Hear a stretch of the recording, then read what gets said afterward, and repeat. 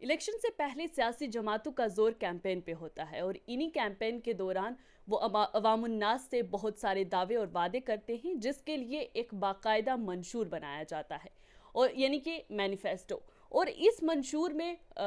मुल्क के मुस्तकबिल के लिए एक विजन तैयार किया जाता है। ऐसा ही अब की बार हुआ है चूँकि लोकसभा इंतखाबात की तारीख जो है वो बहुत नज़दीक है और ऐसे में अब सियासी जमातों ने अलग अलग तरीके से अपने मैनिफेस्टो तैयार किए हैं, अपने मंशूर तैयार किए हैं और मंजर आम पर लाए हैं। जिस तरीके से 10 साल से मुल्क पर हुक्मरानी करने वाली भारतीय जनता पार्टी ने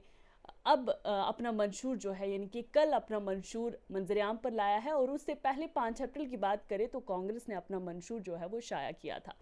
लेकिन इसमें आज मैं इस वीडियो के ज़रिए आपको बताना चाहूँगी कि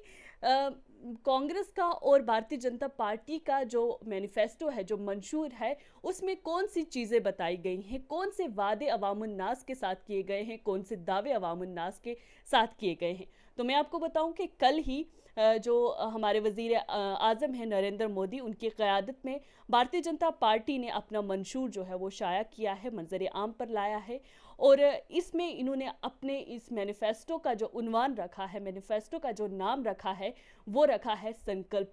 पत्र। आपको बताऊं तो इस बार भारतीय जनता पार्टी ने एक टारगेट सेट किया हुआ है और टारगेट ये कि उनकी पार्टी जो है लोकसभा इंतखाबात में 370 सीटें हासिल करेगी। वहीं अगर एनडीए की बात करें यानी कि नेशनल डेमोक्रेटिक अलायंस की बात करें तो उसका जो नारा अक्सर जो आपने सुना है कि अब की बार 400 पार का है। वहीं पर अगर हम कांग्रेस की बात करें जो कि मुखालिफ है भारतीय जनता पार्टी की, तो उसने इंडिया ब्लॉक के अंदर जो है उसके तहत अब ये फैसला किया है, ये चैलेंज किया हुआ है भारतीय जनता पार्टी से कि वो इसके मद्दे मुकाबिल आकर खड़ी होगी और लड़ के जीत हासिल करेगी। वहीं पर लोकसभा इंतखाबात की अगर हम बात करें तो इसके जो मराहिल हैं वो 7 मराहिल हैं जो कि 19 तारीख से पहला मरहला शुरू होने वाला है और 4 जून तक लगभग ये चलेगा और 4 जून को जो है इन इलेक्शंस के लोकसभा इंतखाबात के जो नताइज हैं, रिजल्ट से वो भी सामने आ जाएंगे। लेकिन यहाँ पर मैं आपको कंपैरिजन बताती हूँ, मुशाहिदा करती हूँ कि भारतीय जनता पार्टी के मंशूर में क्या है, वहीं कांग्रेस की अगर बात करें तो कांग्रेस के मंशूर में क्या बताया गया है। सबसे पहले तो मोदी की गारंटी यानी कि इनका पहला जो मंशूर है मोदी की गारंटी में भारतीय जनता पार्टी का जो 2024 का मैनिफेस्टो है यानी कि लोकसभा का जो मैनिफेस्टो है, इसमें 14 जो है वो वादे किए गए हैं जिन पर ज़्यादा जोर दिया गया है और उसमें ये बताया गया है कि जो पार्टी की कमिटमेंट है वो 4 पिलर्स जो है नेशनल डेवलपमेंट के लिए यानी कि कौमी तरक्की के जो 4 पिलर्स हैं उन पर मुनहसर करता है। उन 4 पिलर्स में से कौन किस किस की बात की गई है भारतीय जनता पार्टी की तरफ से, वो मैं आपको बताती हूँ। सबसे पहले ख्वातीन हैं, उसमें नौजवान हैं यानी औरतें हैं, नौजवान हैं और इसमें किसान के साथ साथ वो मतवस्त तबका जो कि पिसा हुआ है, पसमानदा तबका। और अपने जो पहला इन्होंने मैनिफेस्टो तैयार किया है, बहरहाल मैं पूरा आपको मैनिफेस्टो पढ़ के नहीं सुना सकती क्योंकि वक्त बहुत इसमें लग जाएगा, लेकिन सरसरी सा मैं अगर आपको कंपैरिजन मुशाहिदा करूं भारतीय जनता पार्टी के और कांग्रेस के मैनिफेस्टो का, मंशूर का, तो उसमें कुछ चीज़ें जो हैं ख़ास जिन पर नज़र जाती है वो आपको बताना चाहूँगी। तो पहले जो उन्होंने 14 प्रोमिसेस किए हैं नेशनल डेवलपमेंट को लेकर, उसमें उन्होंने ख्वातीन पर बात की है, यूथ पर बात की है, अंडर प्रिविलेज जो लोग हैं उन पर बात की है और किसानों पर बात की है। वहीं अगर मैं कांग्रेस की बात करूं तो कांग्रेस पार्टी का जो मैनिफेस्टो है उसका जो हम दारोमदार देखें तो वो भारत जोड़ो यात्रा पर राहुल गांधी ने रखा है और जिसका नाम जो है, जिसका जो उन्वान है इनके इस मंशूर का, कांग्रेस का जो मंशूर है उसका उन्वान जो रखा गया है वो न्याय पत्र रखा गया है। और इसमें 5 पिलर्स पर जो है वो बात की गई है, 5 पिलर्स जो जस्टिस के हैं उस पर बात की गई है, जिसमें युवा न्याय हो गया यानी कि यूथ हो गया, नारी न्याय हो गया, किसान न्याय हो गया, श्रमिक न्याय हो गया और हिस्सादारी न्याय हो गया।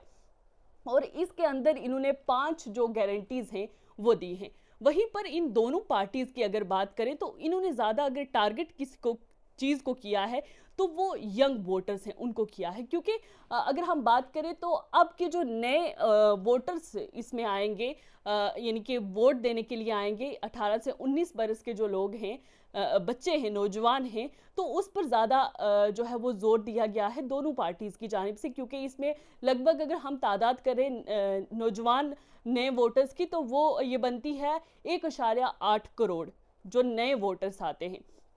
वहीं भारतीय जनता पार्टी के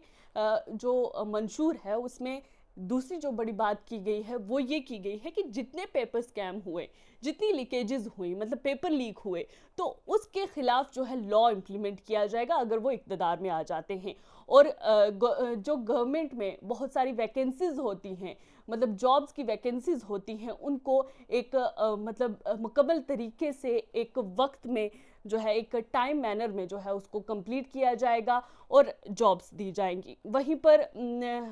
जो है बात बड़ी की गई है कि वो अपने जो ग्लोबल मैन्युफैक्चरिंग हब्स बनाएंगे और उसमें जो रोज़गार का एक सिलसिला शुरू करेंगे, रोज़गार जो है वो फराहम करेंगे और अपने प्रोग्राम्स को यानी कि कुछ लोग जो अपना बिजनेस शुरू करना चाहते हैं उनके लिए एक्सपेंडिचर्स जो हैं उसमें उनको सपोर्ट किया जाएगा और मुद्रा लोन जो है उसमें उसको दुगना कर दिया जाएगा, यानी कि 20 लाख तक उसको दुगना करके अवाम के लिए एक बड़ी राहत दी जाएगी अगर वो इक़्तिदार में आते हैं। ये भारतीय जनता पार्टी के मंशूर में शामिल है। वहीं अगर मैं बात करूं कांग्रेस की, तो कांग्रेस ने भी अनएम्प्लॉयमेंट के जो इशू है, जो मसला है, उसको भी टैकल करने के लिए जो है वो युवा न्याय प्रोग्राम शुरू करने की बात की है कि अगर वो इक़्तिदार में आते हैं तो वो नौजवानों के लिए कसीर तादाद में काम करेंगे, कसीर तादाद में जो वैकेंसीज हैं उनको पूर्ण करने की कोशिश करेंगे, उनको जॉब्स देने की कोशिश करेंगे। वहीं पर स्कॉलरशिप के लिए भी जो है कांग्रेस ने वादा किया है बच्चों से। वहीं 30 लाख, जिस तरीके से मैंने आपको बताया कि 30 लाख वैकेंसीज जो है वो सेंक्शन की जाएंगी। बहुत सारे वेरियस लेवल्स इन द मतलब सेंट्रल गवर्नमेंट में जितने भी लेवल्स की पोस्ट हैं उसके लिए इनका मंशूर है कि मंशूर तैयार किया जाएगा। भारतीय जनता पार्टी के मंशूर के कुछ की पॉइंट्स, कुछ मैं अगर कहूँ कि कुछ जो खास बड़े मैनिफेस्टो में जो दावे किए गए हैं, जो वादे किए गए हैं, जो उन्होंने इक़्तिदार में आने के बाद पूरे करने हैं, उसमें सबसे पहले यूनिफॉर्म सिविल कोड है, जिसमें ये इनका मानना है, भारतीय जनता पार्टी का मानना है कि इससे सबसे ज़्यादा अगर किसी को फ़ायदा होगा तो वो औरतों को होगा, क्योंकि यूनिफॉर्म सिविल कोड ही है जो औरतों को उनके हकूक़ जो हैं वो दिला सकता है। वहीं बात भारतीय जनता पार्टी के अगर हम उसकी करें, भारतीय जनता पार्टी के मैनिफेस्टो की करें, मंशूर की करें, तो उसमें 1 नेशन 1 इलेक्शन की भी बात हुई है। इंडिया को 5 ट्रिलियन इकॉनमी से जो है वो लैस किया जाएगा, यानी कि अगर वो इक़्तिदार में आती है तो इस तरीके से इंडिया को इसकी इकॉनमी जो है वो बढ़ा दी जाएगी। वहीं पर जो इसका मंशूर है भारतीय जनता पार्टी का, इसमें इलेक्ट्रिसिटी, गैस, हाउसिंग, एजुकेशन और हेल्थ केयर जो सब के लिए है उस पर बात की गई है, उसकी यकीन दहानी दिलाई गई है। वहीं पर रोड, हाईवेज़, रेलवे, एयरवेज़ पर काम करने की जो है वो भी दावा किया है, उसकी डेवलपमेंट के लिए भी मैनिफेस्टो में एक हिस्सा रखा गया है। वहीं पर सिटीजन्स की बात करें तो 70 साल से ऊपर के जो सिटीजन्स हैं उनके लिए हेल्थ केयर के लिए उनके आयुष्मान स्कीम जो है वो दी गई है, उस पर काम करने की बात की गई है। और वहीं अगर मैं देखूँ तो 2036 तक ये वादा किया गया है कि इंडिया जो है वो ओलंपिक को होस्ट करेगा, यानी कि ओलंपिक के जितने भी मैचेस होंगे उनको होस्ट करेगा। वहीं उसको 2047 यानी कि भारत को 2047 तक एक मुकम्मल तौर पर जो है तरक्की याफ्ता मुल्क बना दिया जाएगा। ये भारतीय जनता पार्टी का दावा है, अपने मैनिफेस्टो में उन्होंने लिखा है। वहीं पर उन्होंने यूएनसी के ऊपर, यूएनएससी के ऊपर जो है यूनाइटेड नेशन सिक्योरिटी काउंसिल में एक सीट जो है भारत की, उस पर भी बात की है कि वो भी उसमें भी परमानेंट की कर दी जाएगी। वहीं पर लेफ्ट विंग जो टेररिस्ट पार्टीज़ हैं, ऑर्गेनाइजेशंस हैं, उनको जड़ से ख़त्म कर दिया जाएगा। वहीं पर वंदे स्लीपर ट्रेन्स, बुलेट ट्रेन्स जो हैं वो भी जो है वो इंट्रोड्यूस की जाएंगी। भारतीय जनता पार्टी का ये दावा है। वहीं पर चांद पर जाने का भी दावा किया गया है कि चांद पर भी भारतीय जनता पार्टी इसी अपने दौरे इक़्तिदार के दौरान जाएगी। वहीं पर अगर मैं बात करूं तो कांग्रेस ने जिस तरीके से वादे किए हैं, अपनी गारंटी दी है कि अप्रेंटिसशिप जो है वो 1 लाख रुपए की जो है वो दी जाएगी 30 लाख जो नई सेंट्रल गवर्नमेंट जॉब्स हैं उनको क्रिएट किया जाएगा, जिसमें 50% जो हैं वो सीटें रिज़र्व होंगी औरतों के लिए, यानी कि वो जॉब्स रिज़र्व होंगी औरतों के लिए। ये कांग्रेस का मंशूर है। वहीं कांग्रेस ने ये भी गारंटी दी है कि अब कोई भी, अगर हम इक़्तिदार में आ जाते हैं तो कोई भी पेपर लीक जैसा या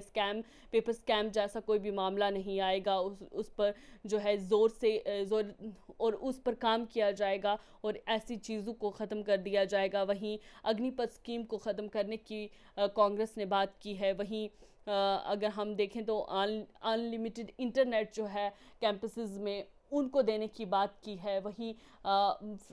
जो है मीडिया की बात करें तो जर्नलिस्ट की सिक्योरिटी के लिए, जर्नलिस्ट की मैं कहूँ कि